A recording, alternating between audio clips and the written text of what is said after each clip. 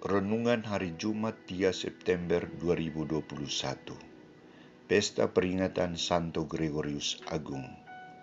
Puasa akan terjadi pada saat mempelai diambil dari mereka. Bacaan pertama diambil dari surat Paulus kepada jemaat Kolose bab 1 ayat 15-20. Bacaan Injil dari Injil Lukas bab 5 ayat 33-39.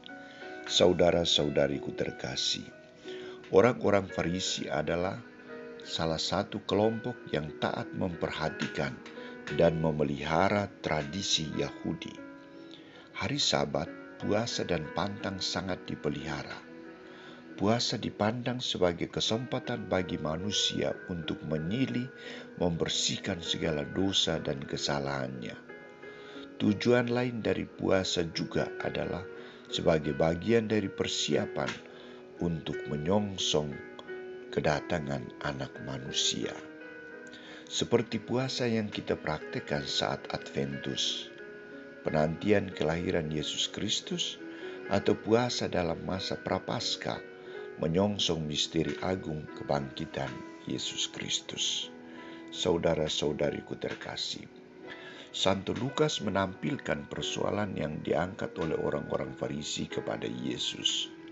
Dasar persoalannya adalah mengapa murid-murid Yohanes dan murid-murid orang Farisi berpuasa, tetapi murid-murid Yesus tidak berpuasa. Terhadap persoalan ini, Yesus mengungkapkan jawabannya dengan pernyataan kepada mereka. Dapatkah sahabat mempelai laki-laki disuruh berpuasa, sedang mempelai itu berada bersama mereka?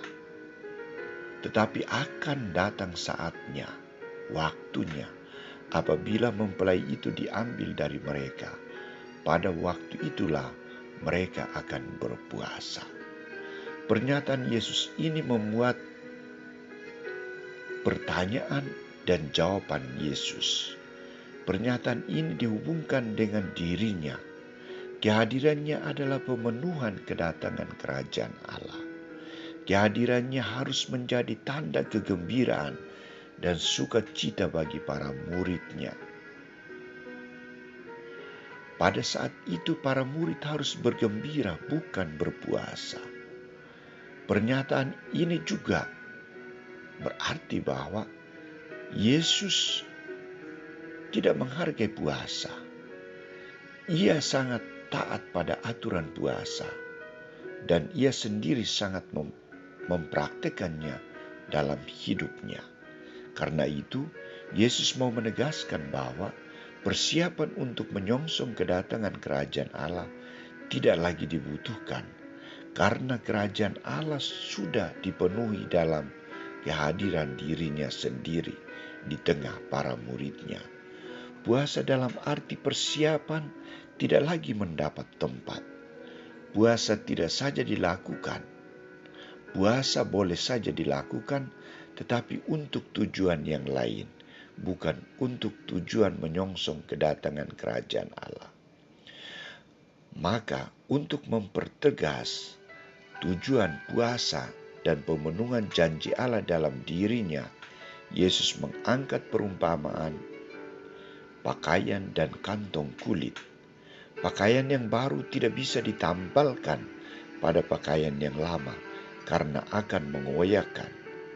Dan anggur yang baru tidak mungkin diisikan ke dalam kantong kulit yang tua karena akan mengoyakkan kantong kulit itu.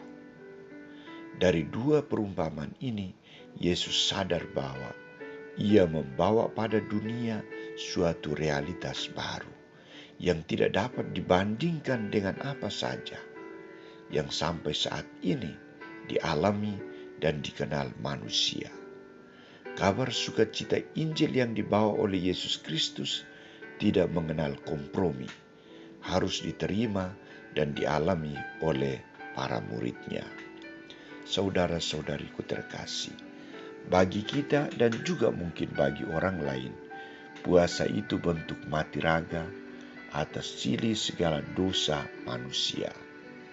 Ada praktik puasa sebelum menerima komuni. Praktik ini sangat benar dan harus ditaati, bukan hanya didiskusikan. Saat puasa itu juga harus ditempatkan pada waktu yang tepat. Saat puasa harus digunakan untuk berpuasa, bukan untuk berpesta. Dan saat bergembira atas kehadiran Yesus Kristus harus digunakan untuk bergembira bersama Yesus dan sesama, bukan digunakan untuk berpuasa. Mari kita semakin memaknai sabda Yesus hari ini dalam praktek hidup dan iman kita.